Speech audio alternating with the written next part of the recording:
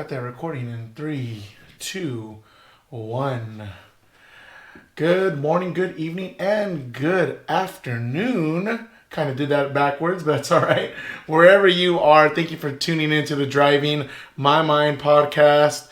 This is your lovely host, Derek, and I'm here to introduce to you episode 4. And you've probably already read the title, or I'm hoping you've already read the title. But if you haven't, let me just go ahead and give you this story. So, my bestie, Yanni, known each other since high school. We're still in contact today, but, he's a family man, wife. I'm the single guy, and, the babes don't want their man to hang around with me anymore because I'm corrupt them and corrupt their husbands' thinking, right? But anyways, so he is a high school band director, and in college, we all had our parents' hand-me-downs, right?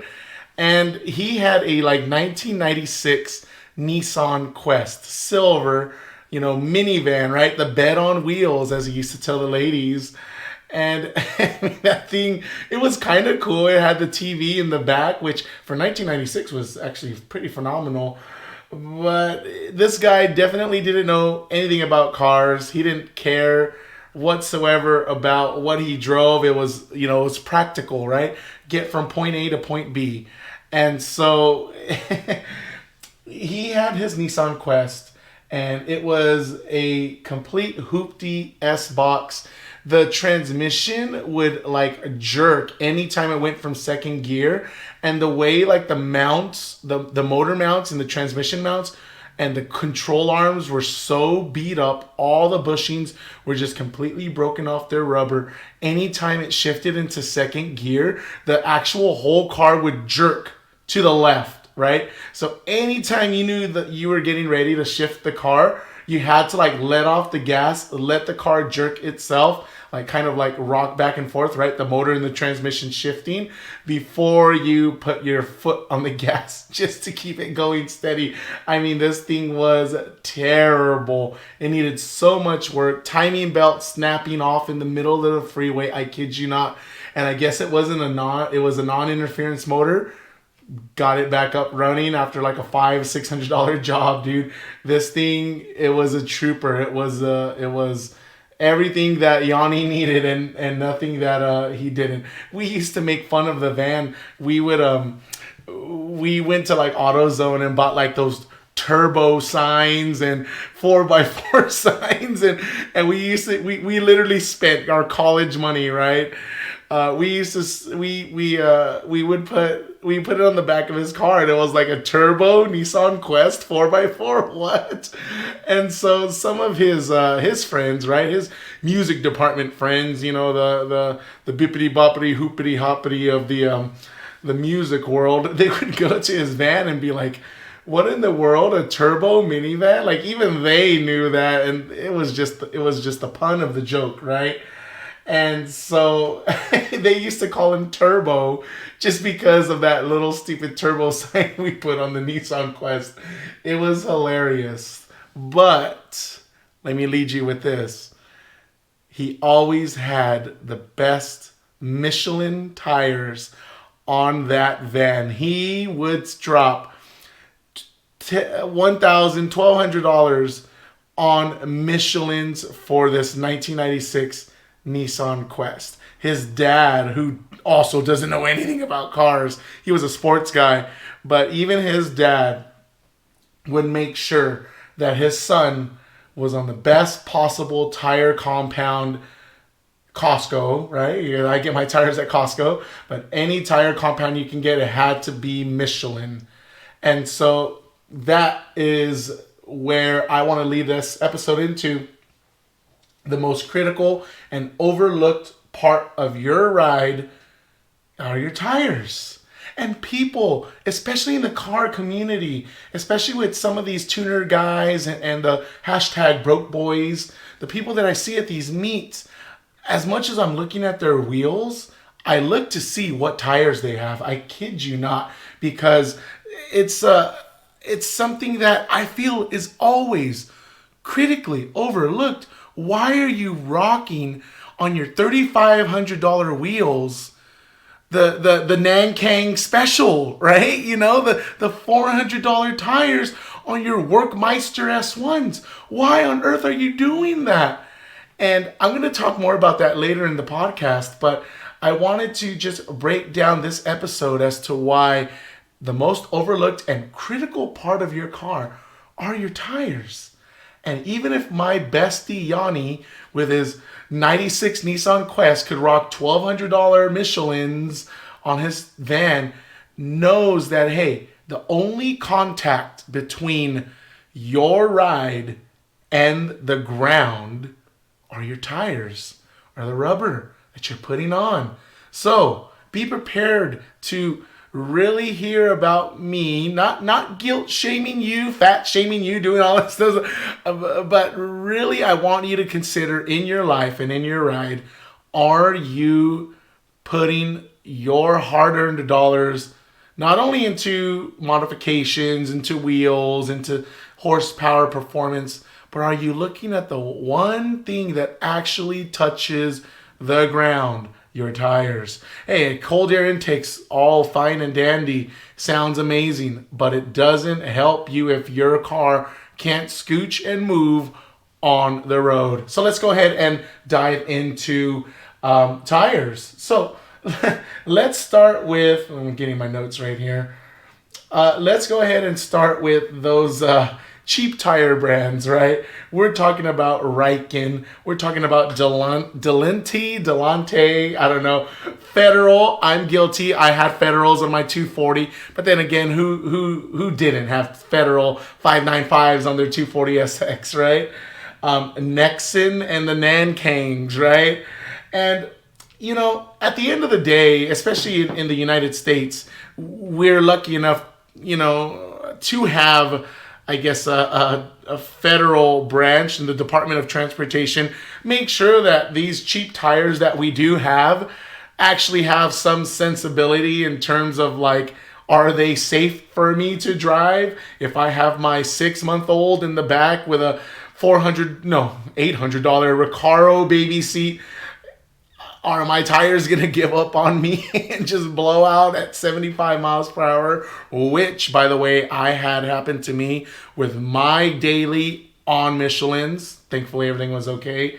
But, the federal government gives standards to these tire manufacturers. So even if you say, hey, man, the Delante Special is the best I can get, then you have the reassurance of knowing that they've met minimum safety standards, right? So, at the end of the day, you're not going to be unsafe driving around in the Nankang Specials, but at the same time, are you really considering, especially if you're more of a performance-oriented driver, what are the things you're sacrificing because you went for the special, the cheap tires?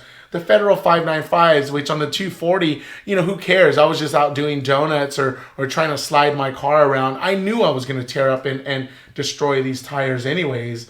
But I'm worried about those that are, really truly into track driving or into the autocross.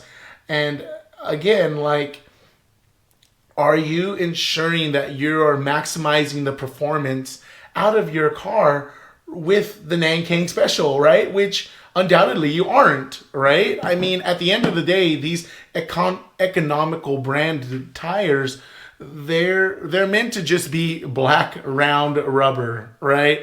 I like that saying. I saw that online when I was doing some of my research. They are black round rubber. They are meant to get you from point A to point B with materials that are meeting minimal standards and are trying to get value for dollar, right? And if you're just going to and from work, 15-mile commute, that might be enough for you. But you shouldn't have that on your, 97 EK hatchback that is with a Mugen body kit, right? The worst thing that could happen, and then you ruin your body kit that's been discontinued for 25 years.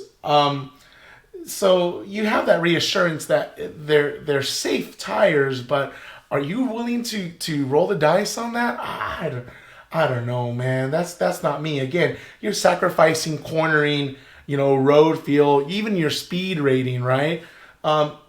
Simply to get, maybe I gotta get these tires to last me another year, or hey man, I just got my wheels and I just need to fit some random tires on them.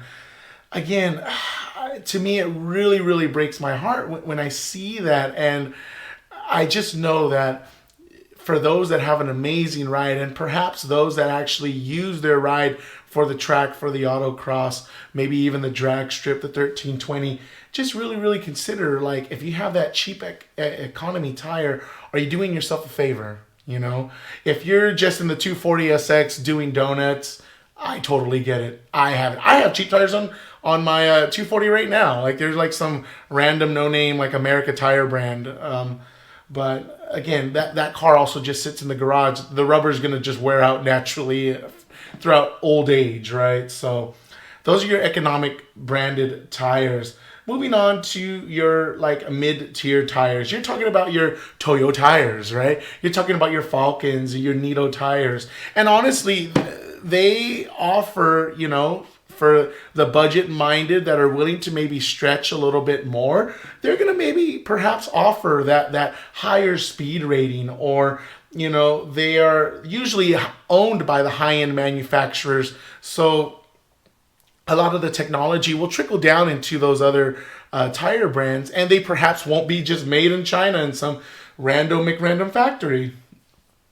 I mean, granted, maybe they're made in the Philippines, and I don't know if that's much better or not, but you're looking at the better material. You're looking at better wear ratings. Maybe they're going to actually last you the 3 years instead of the 1 year. And perhaps they may even specialize in a specific performance rating. Maybe they are rated for higher tread wear, right? Or maybe they're perhaps meant for a cat scratching on my leg. It's funny. Sorry, I might be pushing them off from time to time. They may be rated for, like the Toyo Open countries, right? Maybe they're kind of meant as an all-terrain tire that's, more budget friendly. And I've run into this, especially with my daily, my Nissan Frontier, where they have kind of like a weird tire size. And so I have Michelin. Michelin still makes the size, but then the other brand is the Toyo Open countries for it. It's like super hard to find the OEM tire size, but Toyo took it up, and thank God Michelin does. But if Michelin were to end up stop making them, then I can go to these mid-tier brands and feel comfortable and reassured that they're still trustworthy, and that I'm going to get some performance out of it. Yokohamas. I loved the Yokohamas that the AVS 100s, I think. I had those on my 240, and when I went to my first drift event, just trying to slide the car around and do dumb stuff, and they were fantastic tire. Like, they would chunk a little bit, so like I would be mid corner in a slide, and then I would start to like all of a sudden lose it, and it was just like it got really hot, or like a chunk. I don't know. That's what I kind of felt like. It felt chunky at times, where the traction was too uneven for me being able to control a slide. But then again, I wasn't a good driver to begin with at all. But I had no problems with those Yokohamas. And so I really would recommend, like, if you can stretch your budget and try out some of these different tire brands, you'd probably be pleasantly surprised with just even the way they ride. It's like putting on new shoes, right? I can go get shoes at Walmart and Target and be probably okay, but I wouldn't trust them to wear all day at work. I wouldn't trust them to go out to the gym every single day, right? So but if I were to get my shoes from an outlet, or get my shoes from like a DSW, with some outlet style Nikes or something, well, hey, at least I'm getting a quality made brand that had some sense of engineering into it. So definitely mid tier. I would not have a problem seeing people with the Falcons or the Toyos. Lastly, of course, we're going to go into our high end, the Michelins, the Pirellis, the Bridgestones, the BF Goodrich. And again, you understand automatically that you're getting premier technology. You're getting the tires that are actually, the manufacturers actually reach out to these tire manufacturers and say, hey, I am creating and building this car. I want you to create a tire specifically and only for this car, and we want to take our drivers and we want to test it at the Nürburgring or a Suzuka circuit. And they would literally, the tire manufacturers will literally build a tire to match the exact specifications that the engineers at Toyota or GM want for their car. That's why sometimes on these super high-end cars, you can only get tires from one manufacturer, because it literally is that one tire engineered for that one vehicle, which I freaking adore and I fall in love with. Even the LC 500, the Bridgestone run flats that it has, I mean, they're kind of crappy, I'm not going to lie, but they were specifically designed for the LC 500. And you'll see on the pattern, and I've mentioned this in my long form interview with myself, because I'm still waiting for one of you guys to come and do a long form interview with me. But it would say, like, I forgot, Bridgestone R001s, and then it would have an L after the one, and that designation was specifically made for Lexus. And if you notice around the Bridgestone tire, it has the little L pattern that you see, you know, from the head, from the tail lights and from the dashboard. It has the little L kind of apex. And so that's the only reason why I actually think that tire is really cool, is because, hey, Lexus reached out to Bridgestone and said, make me this tire for this car, and gave them the specifications and they approved it. So I think that that's so freaking awesome. You know, and at the end of the day, just like Yanni, you know, this is the only thing touching the road. Why don't you get some good tires? And I agree. I agree with Mr. Yanni, both Mr. Yanni and my bestie Yanni. Let's go into those pros and cons, though, to wrap things up. You know, what should I get? You're asking yourself. And at the end of the day, you got two extremes, right? I already mentioned before the $3,500, you know, Workmeister S1s on the Nankang specials. And then you got these other cats, which, I mean, is super cool and is getting a lot of clout on YouTube and whatever these kids follow and watch now. But it's like, you'll see these Mickey Thompsons and wrapped around these weld rims that, I mean, dude, I joke in my YouTube videos, dude, these wheels and tire packages are cost more than my freaking mortgage, you know? Like, dude, are you seriously dropping, you know, $7,500 on a wheel and tire package, and knowing that these tires will have to be replaced within a year and a half? Like, it's just like mind-boggling to me to know that after I'm done with these tires, to replace them is going to be another $3,000. And a lot of these cats, they're just like, oh, forget it, man. I'm gonna sell the car, or I'm gonna get rid of the wheels and tires separately and all that. And I just think to myself, man, just for 1 year of, you know, trying to pick up women, which they're probably way more successful than I am, right? But trying to pick up women on your wheels and tires and dropping $7,500, it's crazy to me. But I will add this, but they're putting these fat Mickey Thompsons and welds on their car because they want traction. You know, they put it on their Supra, they put it on their GTR, they put it on their Camaro ZL1, and guess what? Their car probably extremely benefits from it. And that cost them a pretty penny. And I hope they get a lot of women and a lot of clout for it. But you have those two opposite ends of the spectrum. And you say to yourself, well, I'm a common man. I subscribe to Your Ride and I know how much he appreciates the common man. So where do I find my balance, especially at the autocross, right? One or two track sessions and you already have to replace your tires. Oh, there goes $1,200, $1,500, which, by the way, and this could be another topic, is the true cost of being an automotive enthusiast. I totally get it. And I know that there are some really good options with Hankook and Kumho that are fantastic tires for the autocross. They're kind of those mid-tier tires that are specifically designed for, slow cornering capabilities and good tread wear, right? That's fantastic. Maybe you start there. Or, it's your daily. You just need long tread wear and a comfortable ride. You're not going to be, tearing up the twisties and Mount Fuji and all this crazy nonsense, right? But hey, if I can get my tires to last 4 or 5 years, especially in this heat where I'm located, dude, fantastic, right? Or like I said, maybe you are that canyon carver, that weekend warrior. Look at on my S2000, I have the RE71Rs, which are ridiculously sticky tire, amazing tire, confidence inspiring tire. They were not cheap. Granted, I got them at Costco though. Shout out Costco. But they've lasted forever. They're very good in the Ortegas in the mountains, and it's made me trust the car, which is known to snap oversteer, and I will literally be dead on the Ortegas.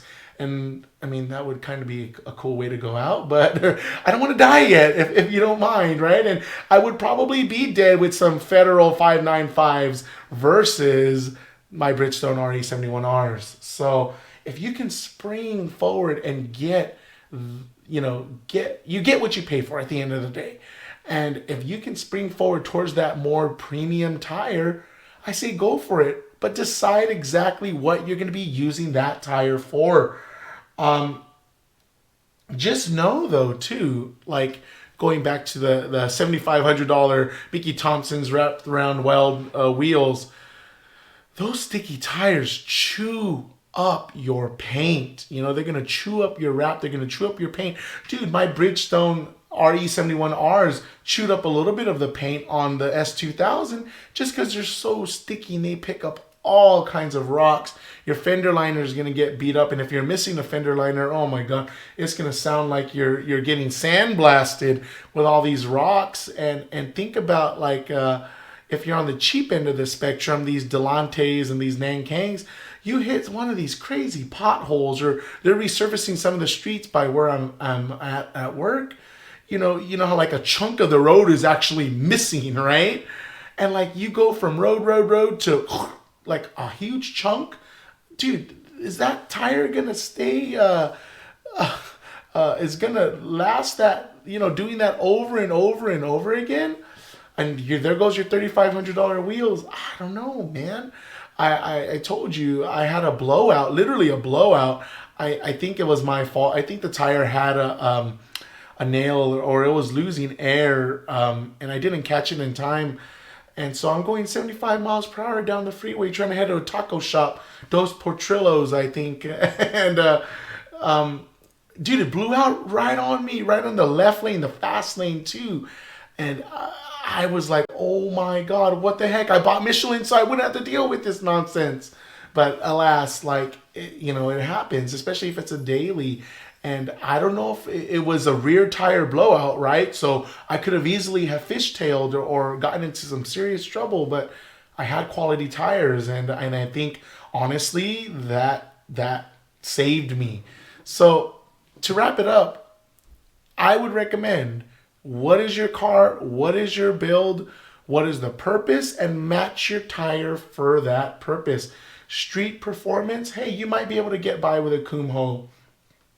If you're a show car, as much as I hate the Nanking specials, maybe that is all you need. If you're just going from lethal culture on Thursdays to local car scene on Sundays, hey, maybe that's all you need. But, when I see these beautiful wheels, these $5,000 wheels, these TE37 discontinued, blah, blah, blah. and I see some wrapped around nonsense on them. I am judging you. I may not say it in my video, but I am judging you. But what do you guys think? Am I just overblowing this tire nonsense? Let me check my phone if there's anything else I wanted to say. Like, am I blowing out of proportion this get what you pay for aspect when it comes to tires? I'll tell you this: tires are way different from 20 years ago than they are now. I mean, some of the technology has just evolved to where it is just like, I can't believe that there's a tire even on my car. My coworker, she just got the Bridgestone Quiet Trek tires. And I mean, that thing is like on her Mercedes C class. And it's just like, that thing is just, it's whisper quiet. I kid you not. It's like we're already in a Mercedes. You can't, it's a very well isolated cabin. And then these tires, she went away from the run flats and got the Quiet Treks.